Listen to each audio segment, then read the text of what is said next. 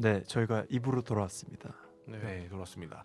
2부에서는 저희가 논문에서 다루는 논문의 기반이 되는 철학에 대해서 한번 이야기를 해보면 좋을 것 같은데, 철학이요? 아까 이야기했듯이 이 한강 작가의 소설 속 주인공들은 주변 이미 죽은 이들을 내면화하면서 현재를 살아갑니다. 그래서 근데 이 현재라는 게 고정된 것처럼 보이지만 아까 이야기했듯이 마지막에는 이렇게 긍정적으로 승화가 되기도 하고 과거의 그 죽은 이와 얽혔던 기억이 꺼내져 오면서 새롭게 대체가 되기도 하거든요. 네네네. 두 분은 뭐 현재에 관해서 이렇게 어떤 생각들이 있으시죠? 우리가 현재라고 하면 그 현재라는 범위 자체가 되게 추상적이긴 하다고 생각을 해요. 왜냐면 지금 우리가 보통 과거를 얘기하면 시간적인 걸 좀 많이 얘기를 하잖아요. 근데 그걸 생각해보면은 지금 저희가 말하고 있는 지금 이 순간도 1초가 지나면은 그 1초 전에 그것은 바로 과거가 돼버리니까 어떻게 보면 현재는 굉장히 찰나의 순간에 지나지 않지 않나.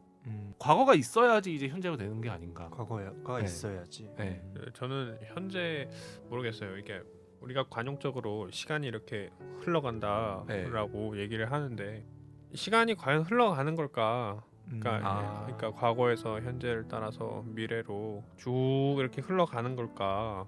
꼭 그렇게만 시간을 설명할 수 있을까? 현재를 설명할 수 있을까 하는 생각이 들더라고요.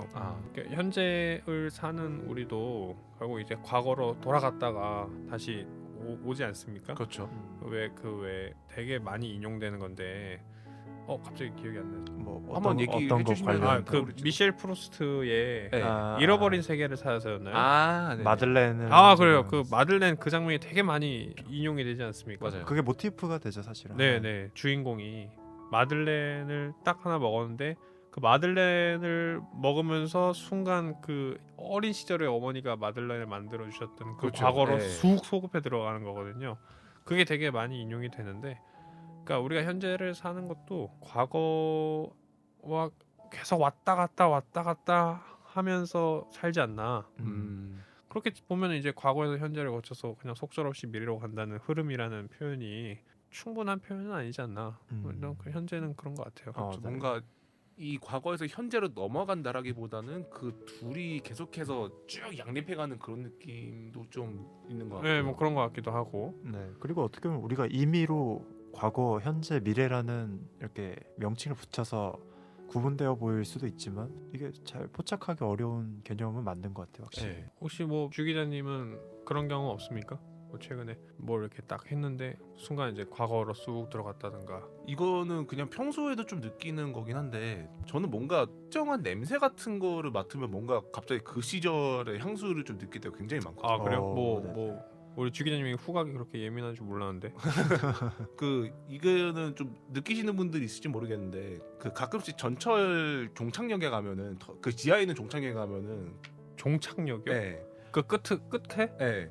거기만의 특유의 냄새 같은 게 좀 있어요. 종착역이요? 네, 그 다른 역이랑 좀 약간 느낌이 다르거든요. 그래요? 종착역 어디? 저는 그 종착역 가본 적이 제가 거의 없는데. 6호선 연선에 사는데 그 옛날에 아버지가 되게 꼼꼼할 때 바람 쐬어준다고 전철 태우고 되게 산책을 많이 다니셨어요. 그때마다 다녀오던 코스가 이제 집이랑 전철역 봉화산역 그 종착역이 가까우니까 거기까지 가는 거 탔다가 다시 돌아오는 그런 걸로 해가지고 이제 왔다 갔다 했는데 그때 그 봉화산역 거기 냄새가 되게 좀 신기한 냄새가 좀 나더라고요. 그 터널 냄새인데 그게 그 돌구 지역에서 그때 스크린도어가 없었으니까 냄새가 다 들어오잖아요. 그랬죠. 네. 맞아, 그런 거 그래서 있었어. 근데 냄새가 되게 그 오묘하게 약간 좀 다른 거예요.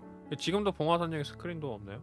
있죠. 지금 다 있는데 신기하게 냄새가 조금은 남아 있어요. 그 냄새가. 그래서 그 냄새 맡을 때마다 뭔가 좀 그 옛날에 아버지랑 같이 왔다 갔다 했던 그때 생각도 좀 나고. 그 봉화산역 가면 옛날에 주로 아버지가 뭐 해주셨어요? 거기 그냥 뭐 왔다 먹을 게 갔다 있나? 하고 그냥 먹을 건 없었고 그냥 진짜 딱 영만 찍고 돌아오는 건데 거기에서 그 자판기에서 그거 아시죠? 그 옛날에 컵에다가 얼음 같이 넣어가지고 준 그 자판기. 그런 자판기가 있었나? 네, 그런 거 있어요, 몰라요? 그거 서울 사람들만 하는 거 아니야? 그거 식당에도 그런 거 있었. 네 맞아요. 네. 그런 것도 있고. 그렇게 큰 자판기가 아니라 그냥 그 평범한 원만한 음료수 캔 자판기인데 거기에서 이제 그냥 음료수를 이제 누르면은 거기에서 이게 얼음을 먼저 주고 그다음에 음료수가 나와가지고. 그 이렇게 뭐 그렇게 고급스러운 게 아니라 그냥 되게 싸구려스러운 맛인데. 저는 한 번도 못 본 아, 것 그래요? 같아. 네, 그런 게 있었어요. 아. 그래가지고 맨날 그거에서 사이다 뽑아 먹어가지고 전철에서 앉아가지고 마시면서 아빠랑 얘기 나누고. 되게 좋은 추억이다. 네, 근데 이제 맞아 이것도 그거네. 그래갖고 그 자판기가 이제 또 나중에 위생 때문에 캔 자판기로 다 바뀌어가지고. 아, 그래, 없어졌어요, 그래, 전철에서. 맞아. 그때부터 바뀐 위생 거구나. 이슈에서 대장균이 막 나왔다고 막 그 하긴 종합에서. 그게 깨끗할 리가 없지. 근데 그 자판기를 되게 의외의 곳에서 다시 만났는데 군대에서 만났어요. 군대. 결국 거기로 다 모이는 아니, 거야. 군대를 갔는데 딱 그 자대를 배치받고 갔는데 밖에는 캔 자판기길래 그냥 그러려니 했거든요. 맞아. 근데 갑자기 막상 안쪽에 들어가서 보니까 뭔가 되게 익숙하게 생겨먹은 자판기가 있는 거예요. 그리고 봤더니 거기에 딱 그 옛날 그 자판기처럼 뭐 칠성 사이다, 뭐 스프라이트, 뭐 코카콜라 이렇게 해가지고 딱 그 음료 종류 고를 수 있고 종이컵에 이렇게 탁 나오는 눌러더니 거. 딱 얼음까지 나오고 그리고 딱 거기에서 여기 옛날에 이렇게 있었구나 이러면서 거기에서 잠깐 옛날 향수에 젖었던 그래도 그런 뭔가 기억도 있네요. 익숙하지 않은 지역에서 익숙한 사물을 하나 네, 맞아요. 만나면서 네. 약간의 친근감 이런 것도 느꼈을 수도 덕분에 있겠다. 좀 그런 것도 있었죠. 뭐 비디님도 그런 경험 있습니까? 저 같은 경우는 좀 음식 같은 게 한 번씩 생각이 음식. 납니다. 제가 뭐 칼국수 이런 걸 좋아하는데요. 음. 칼국수 나도 요즘 칼국수 먹기 좋은. 요즘 그죠? 딱 땡기는. 저는 선선해질 또 때 이제. 장칼국수를 좋아합니다. 그래서 장칼국수를 한 번씩 이제 자주 가는데 항상 먹는데 저는 예전에 그런 거를 잘 이해 못했어요. 그러니까 집 주변에도 뭐 예를 들어 칼국수 집도 다 있고 사실 고깃집도 다 있고 제육볶음집도 다 있고 하는데 어떤 어르신들 보면 꼭 그 집 가야 된다고. 그러니까 거리가 좀 있는데도 꼭 그 집 가서 단팥죽 먹고 와야 된다. 막 이러시는 분들 단팥죽. 계신단 말이에요. 단팥죽 그렇죠. 근데 제가 이제 잠깐 학교에서 코로나 기간 동안에 좀 긴 시간 뭐 시험 준비를 한 적이 있었는데 그 당시에 이제 그 집에서 항상 칼국수를 먹었었어요. 그래서 주인분이 굉장히 반겨주셨고 나름의 그게 저의 스트레스 해소 방법이었는데 한 번씩 그게 생각이 나요. 그러니까 그런 음식들이 한 번씩 그 집이 생각이 나요. 이 겨울에 그 따뜻하게 이렇게 속을 데펴줬던. 그래서 다른 데서 장칼국수 먹을 때면 그 집이 한 번씩 생각이 되고 그 시절이 한 번씩 시절이 한 번씩 이렇게 그 대학 시절이 생각이 느껴지더라고요. 그래서 그런 경험이 한 번씩 있습니다. 저 같은 경우도 제가 이제 지금 사는 동네에서 20년 넘게 살고 있는데 거기서 이제 초등학교 나오고 다 했어요. 완전 토박이네요, 그냥. 그렇죠. 근데 지금 초등학교 앞에 이제 뭐 주택단지나 그다음에 중학교 앞에 뭐 이렇게 주택단지를 이제 다 재건축한다고 이번에 다 헐었거든요. 지금 그냥 완전 그냥 흙판인데 그걸 이제 보면서 참 이렇게 뭔가 나의 어떤 일부가 사라지는 느낌? 그 앞을 항상 지나다닐 때면 그 부시기 전에는 거기서 이제 놀았던 어떤 기억이나 그죠? 추억이나 이런 것들 뭐 그때 무슨 놀이를 했고 누구랑 어울렸고 이런 거에 항상 다 생각이 났는데 이제는 또 거길 지나가면서는 그런 생각이 안 나죠. 뭐 그 이렇게 시절의 모습이 없으니까. 그 시절의 모습이 없으니까 뭐 이렇게 마음이 조금 더 좋진 않더라고요. 내 안에서 이 구성된 세계의 일부가 어떻게 보면 그렇죠. 변형이 되는 거니까. 네네. 그러니까 만약에 우리가 이런 아까 주 기자님은 봉화산역에서의 좀 냄새, 독특하긴 하죠. 저 같은 경우는 장칼국수 그리고 맥시멈님 같은 경우는 이 재건축 현장을 보면서 어떤 나는 내 몸은 지금 현재에 있지만 생각이나 이런 것들이 과거로 연결이 되지 않습니까? 네. 그러면서 어떻게 보면 현재가 그 과거의 기억으로 대체되는 것으로도 볼 수 있지 않을까요? 대체된다. 대체되는 순간이 있죠. 그런 네. 것들이 꼭 뭐랄까 현재를 읽는다는 측면만 있는 게 아니라 약간은 도움이 되는 측면도 많이 있는 것 같은데. 그렇죠. 네, 이 소설들에도 사실 그런 부분들이 다 나타납니다. 어느 부분인지 한번 소개를 좀 해주시면 좋을 것 같네요. 이 논문에서 소개하는 거는 이 소설의 기본적인 구조가 이 들레즈라는 철학자의 잠재적 실제라는 개념을 가져와서 설명을 하시는데요. 잠재적 실제? 잠재적 실제라는 게 말이 조금 어려울 수 있지만 네. 간략하게 제가 한번 설명을 해보자면 실제 하는 게 잠재해 있다 뭐 그런 얘기 맞습니다. 아니겠습니까? 맞습니다. 그냥 그렇게 진짜 받아들이면 되나요, 말 그냥? 그대로 말 네. 그대로. 네. 그건 너무 어렵게 생각하지 않아도 되는 그러니까 건가요? 우리가 생각하는 현재라는 게 고정되어 있는 것이 아니라 수많은 가능성 중에 하나로 그냥 우리가 편하게 붙이기 좋으니까 현재라고 붙여놓은 거지 이게 전부가 아니라는 거예요. 분절돼 있지 않다. 네, 뭐 간략히 그런 얘기하면 거죠. 우리가 지금 녹음을 하고 있지 않습니까? 네. 녹음을 한다는 게 우리 지금 세 패널이 서로를 보고 있고 앞에 마이크가 있고 뭐 이런 식의 기억으로서 현재를 지금 이렇게 눈 감고 추측을 하고 있는 거지. 만약에 우리가 이 녹음 끝나고 집에 갔을 때는 우리가 이 방금 얘기했던 징표들로서 현재를 인지했을 뿐이지 우리가 느끼지 못했던 지금 몸의 감각이나 뭐 여러 가지 나만이 느낄 수 있는 이 녹음을 했다는 징표들이 이 우리는 인식하지 못한 무의식 속에 굉장히 많이 남아 있다는 거예요.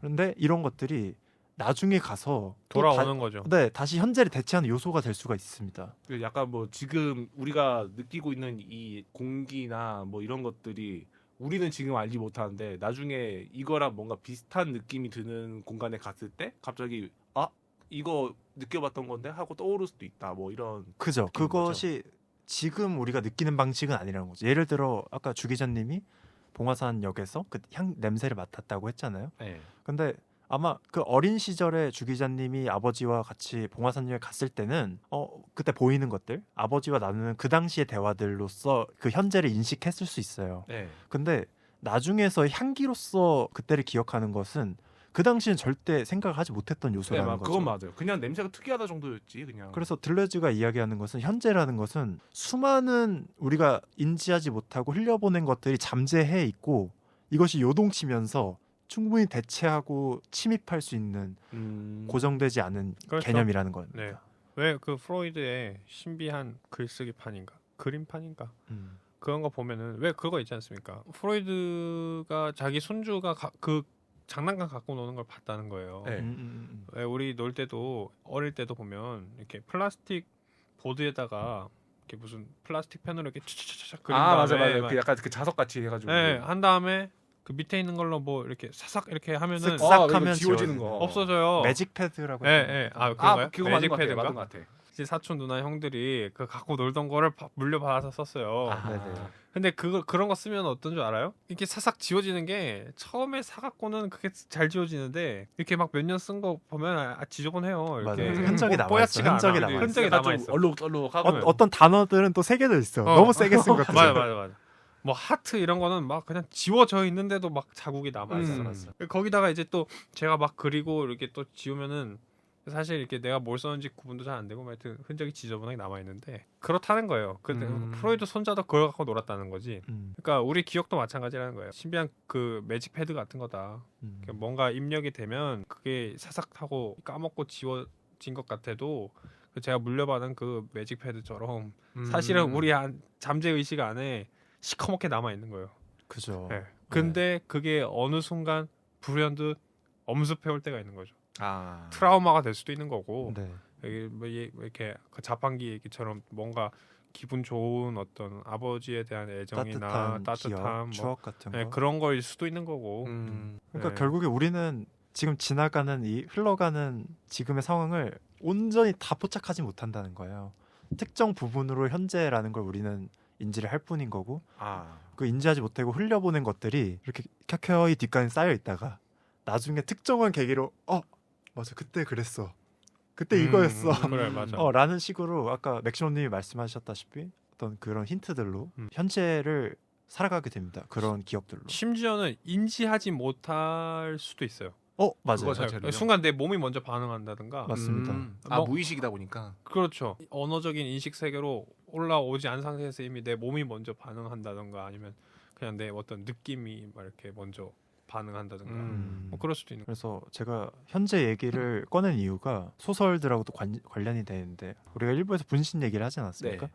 이 분신들이 지금 현재의 이 주인공 살아있는 주인공들, 그러니까 죽은 분신들이 현재 살아가는 주인공들에게 있어서 이 무의식의 과거를 소환해 오는 역할을 하게 돼요. 한강 작가의 소설에 있어서. 그래서 아까 말했듯이 지금 현재를 살아가는 주인공들은 되게 절망적 상황에 많이 처해들 있거든요. 그렇죠. 대부분 다 네. 그 죽음 때문에 고통스러워하고. 네, 아까 인규의 경우에도 계속 달릴 수밖에 없는 거예요. 이 가만히 있으면 뭔가 죄책감이나 이런 것들이 엄습해 오니까 죽은 분신들이 어느 순간 그 사람들의 존재를 느끼게 된 계기를 경험하게 되거든 주인공들이. 어떤 계기인가요? 그러니까 뭐 인규의 경우에도 아까 어머니라든지 이렇게 그러니까 그 내가 인식한 상황을 재인식할 수 있는 계기들을 맞게 돼요. 그러면서 그 과거의 그 사람을 다시 떠올려 보면서 그 옆에 있던 무의식의 상흔들을 같이 끌고 오면서 현재를 그렇게 대체를 할 수 있게 됩니다. 조금만 풀어서 설명을 좀 해줄 수 있을까요? 그러니까 아까 인규의 경우를 설명해보자면 진규의 죽음을 맞지 않습니까? 인규한테는 이 진규의 죽음이 굉장히 죄책감 아니면 어떤 트라우마적인 것으로만 지금 이렇게 고정되어 있는데 이것이 어머니가 인지를 하고 있다는 걸 알게 되면서 새롭게 인식을 하면서 그 당시에 그것들이 내가 생각했던 것으로만 고정돼 있던 것들이 아니구나. 뭐 이런 식으로 조금 설명이 추상적인데. 아니면 또 다른 예시를 한번 약간 좀 들어볼까요? 이를테면 그런 건가요? 나만이 알고 있는 줄 알았는데 어머니도 알고 있었다라는 그게 그 어떤 반전의 계기가 되는 그런 상태였다. 저는 오히려 그게 더 맞는 것 같아요. 네네. 그러니까 제가 이해한 건 이렇거든요. 인규가 형이죠. 네, 진규가 평소에 두들겨 맞는다는 걸 알았고 그때도 하필 그날도 두들겨 맞고 있다는 거를 얘기를 들었는데 그 가게를 도저히 비울 수가 없는 피치 못할 사정이 있어서 가게를 대신 봐줄 수 있는 어른이 들어오자마자 얘가 뛰쳐나가잖아요. 동생 챙기러.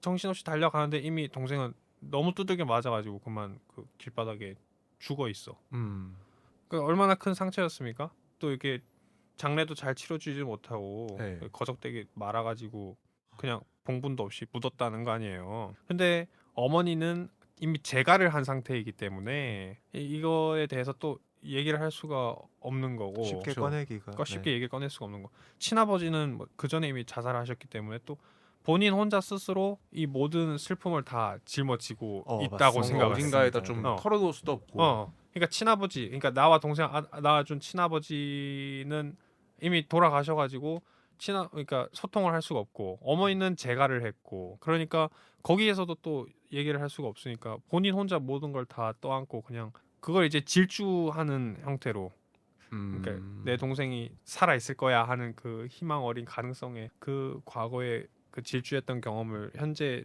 가져와가지고 질주한다. 그게 이제 강박적인 행동으로 나오는 거죠. 네네. 근데 어머니가 그 수술대 들어가기 전에 보여줬던 다시 진규를 낳고 싶다라는 그런 어떤 터무니없는 환상적인 그런 발언을 들었을 때 사실 나만 그렇게 힘들었던 게 아니구나. 어머니도 사실 그 진규 때문에 말도 못하고 아파하고 있었구나 하면서 이제 자기의 그 짐을 어느 정도 내려놓게 되는 그런 맞습니다. 전환점이 있었던 것 같아요. 네네. 그러니까 나만 힘든 게 아니었구나라는 그러면서 약간 좀 강박도 좀 풀린 것 그런 같아요. 거죠. 소통인 거죠. 네. 나와 같은 고통을 겪고 있는 존재가 있다는 걸 확인을 했을 때 그때의 그 어떤 안도감 그때부터 이제 새로운 삶을 살게 되는 계기가 되지 않나. 네. 너무 잘 설명해 주셨는데요. 그러니까 인규에게 있어서는 그 어머니가 인지하고 있다는 것이 하나의 잠재적인 실제인 겁니다. 근데 인규는 몰랐던 거죠. 근데 그걸 인지하게 되는 순간 내가 가지고 있던 고정된 현재에 대한 인식이 바뀌는 거 변화가 되고 어떤 새로운 가능성을 품게 되는 거죠. 이게 그래서 앞서 얘기했듯이 우리가 분신 개념을 살펴봤고 현재라는 걸 살펴봤는데 마지막으로 하나의 작품만 더 예시로 들어서 이걸 갈무리를 할 수가 있을 것 같은데요. 한강 작가의 노랑무늬 영원이라는 소설이 있어요. 이 소설 노랑무늬 영원이요? 네, 노랑무늬 영원이라는 소설이 있는데 이 작품에서는 여성 화가가 나오는데요. 이 화가가 교통사고를 당합니다.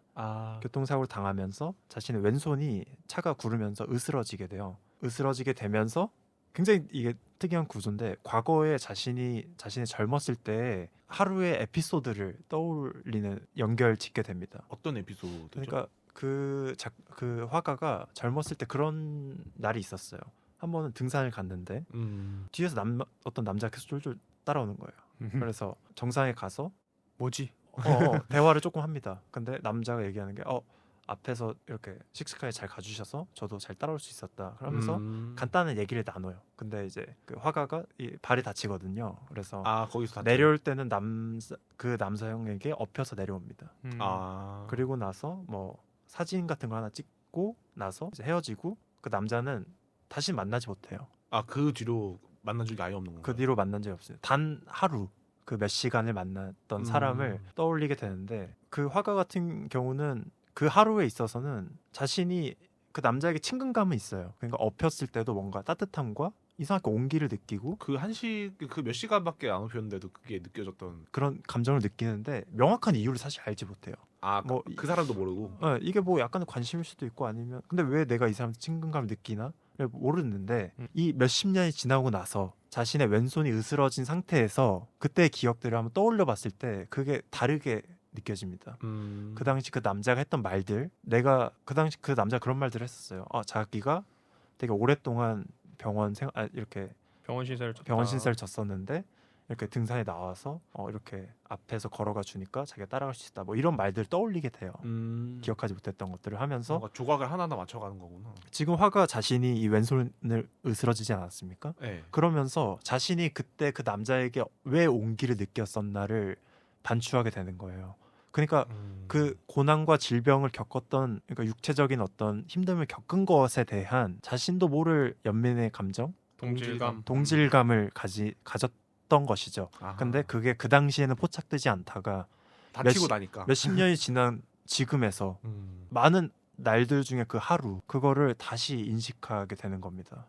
그게 난데없이 들어온 것 같으면서도 또 묘하게 연결이 되는. 어떻게 보면 우리가 일상에서 되게 수많은 사람을 스쳐 지나가잖아요. 네. 네. 그런데 되게 의미가 없다고 보통 생각을 하잖아요. 근데 이 소설 속에서는 나중에 그 짧은 기억이 현재의 나의 이 절망적 상황, 그러니까 왼손이 으스러진 화가로서, 그리고 왼손이 으스러지면서 약간 모든 게 좀 붕괴가 돼요. 남편도 이제 날 싫어하고 뭔가 그런 상황들이 펼쳐지는데 그 단 하루의 그 기억으로, 근데 그 남자가 사실은 2년 전에 타국에서 강도에게 살해를 당하거든요. 그래서 이미 죽은 상태. 이미 죽어 있어요. 찾으려고 해도 찾을 수가 없어. 아. 그러면서 그 사람에 대한 어떤 그 24살의 기억의 고마움과 어떤 연민의 감정이 자신의 이 절망적인 상황을 대체를 하게 됩니다. 그 사람에 대한 어떤 연민, 그 당시에 그 사람이 가졌던, 나에게 해줬던 말들에 담긴 의미들을 재해석하면서 이 현재의 더 크게 다가오나 보네. 네, 그런 예시가 있는데 어떻게 연결된다고 생각하세요 혹시? 뭐 그런가 보다. 그럴 수 있겠다. 그럴 수 있겠다. 그래, 네. 뭐 그럴 수 있지. 저는 이 소설이 우리가 앞서 얘기했던 분신과 이 현재에 대한, 현재를 대체하는, 그러니까 잠재적 실제가 현재를 대체하는 것들을 이렇게 다 담고 있다고 생각을 하는데요. 네. 주 기자님은 어떤 요소가 조금 관심이 가십니까? 저 같은 경우에는 그 나만 고통을 느낀 줄 알았는데 아니었다라는 부분이 되게 좀 인상 깊게 보거든요. 다른 사람이 어떤 고통을 느끼는지 우리가 모르잖아요, 사실. 다른 사람들이 말하기 전까지는. 근데 잘 들리지도 않죠. 네. 사실. 그래서 계속 내가 아프면은 그냥 내가 아픈가 보다 하고 그냥 넘기고 말지, 아니면 거기에 집착하고 말지. 다른 사람의 아픔에 대해서까지는 잘 모르는데, 그렇게 다른 사람의 아픔을 암으로써 내가 판단이 변화할 수 있다라는 부분이 되게 좀 공감이 갔어요. 왜냐면은 아까 그 얘기를 들으면서 느낀 건데, 그 어머니는 또 어떻게 보면은 주인공 이름이 뭐라 그랬었죠 아까? 소설 질주를 네, 말씀하신 질주요. 거죠. 네. 인규입니다. 인규는 달리는 걸로 그걸 최대한 해소를 하려고 했던 건데, 어머님은 또 어떻게 보면 다른 방법을 해소를 하고 있었던 거잖아요. 마음에 담아두고 있었지만은, 그걸 보면서 인규도 아마 좀 강박이 풀렸던 이유도 나의 방법이 정답이 아니었구나, 내가 이렇게 달리는 것만이 능사가 아니었고 엄마는 이렇게 자기만의 아픔을 또 다른 방법으로 승화하고 있었는데 내가 좀 잘못 생각했을 수도 있겠구나라는 생각을 하고 그 강박을 푼 게 아닌가, 그런 생각도 좀 들더라고요. 글쎄요, 뭐 저 같은 경우에도 참 그게 흥미롭기도 하고, 제가 좀 일상에서 무딘 것 같기도 한데, 저는 사실 그런 경험을 이렇게 많이 해보지 못했거든요. 그리고 물론 이제 문득 이제 옛날 생각이 나고 불현듯 어떤 기억이 떠오를 때도 있는데, 모르겠어요. 그것 때문에 어떤 잊지 못할 정서적인 경험을 한다든 그런 건 잘 없었습니다. 그런 가능성을 내포하고 있는 어떤 작품이나 글이나 경험을 들었을 때 고마운 측면도 있어요. 내가 모르고 잘 경험하지 못한 부분을 접할 기회가 된다는 측면에서. 그죠. 소설이 가진 힘 네, 중에 네, 하나인 그런 것 같아요. 네. 또 문학이 그런 게 있지 않습니까? 보편적인 가능성과 보편적인 공감대의 토대를 또 두고 있는 게 네, 문학이지 맞습니다. 않습니까? 네. 현실은 그에 반해서 좀 너무 특수한 경우가 많고, 네, 오히려 특수하죠. 이런 얘기를 나눈다는 게 어떤 또 작은 계기가 되는 것 같아요. 그래서 이런 것들을 종합해 본다면 우리가 생각하는 현재라는 것들이 얼마나 수많은 가능성을 내포하고 있는 것인지, 그러니까 우리가 처한 어떤 제한적인 상황, 결핍이나 어떤 한계적인 상황들이 있잖아요. 네. 결국 그것만이 전부는 아니다. 그렇죠. 그러니까 우리는 언제 어디서 우리가 의식하지 못하고 지나쳤던 것들 또 마주할지 모르는 일이잖아요. 세상 앞일 모르는 그러니까 겁니다. 진짜. 이런 소설들을 읽으면서 저는 그런 가능성들을 한 번씩 품어보는 거, 맞아, 일상은 고정된 게 아니라 갑자기 불현듯 이런 것들이 떠오르고 했었지, 이런 것들을 되새길 수 있다는 게 저는 개인적으로 한강 작가 소설이 가진 매력이지 않나 하는 생각을 하게 됩니다. 약간 사람의 기억을 건드릴 줄 아는 네. 그런 느낌인 것 같네요. 우리가 잊고 지내던 것들을 한 번씩 떠올릴 수. 그러면 이제 슬슬 시간 관계상 마무리를 해보면 좋을 것 같은데요. 각자 오늘 이 주제를 다뤄본 소감을 한 번씩 말씀해 주시면 좋을 것 같습니다.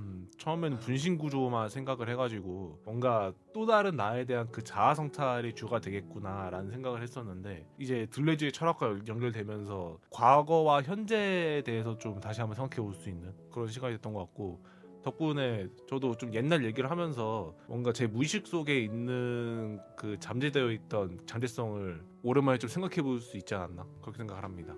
네. 저도 이하 동물 저도 소설들 재밌게 읽는 입장에서 이렇게 누가 정리를 해주니까 너무 좋았던 것 같고요. 두 분도 개인적인 이야기도 많이 해주셔서 감사하고 네. 그러면 이제 슬슬 마무리를 해볼까요? 네, 그렇죠. 네, 오늘 다들 고생 많으셨습니다. 네, 고생 많으셨습니다. 책들도 한 번씩 읽어보시고 네, 가을은 독서의 계절이니까요. 네, 한 번씩 읽어보시고. 그러면 마무리하도록 하겠습니다. 감사합니다. 네, 감사합니다.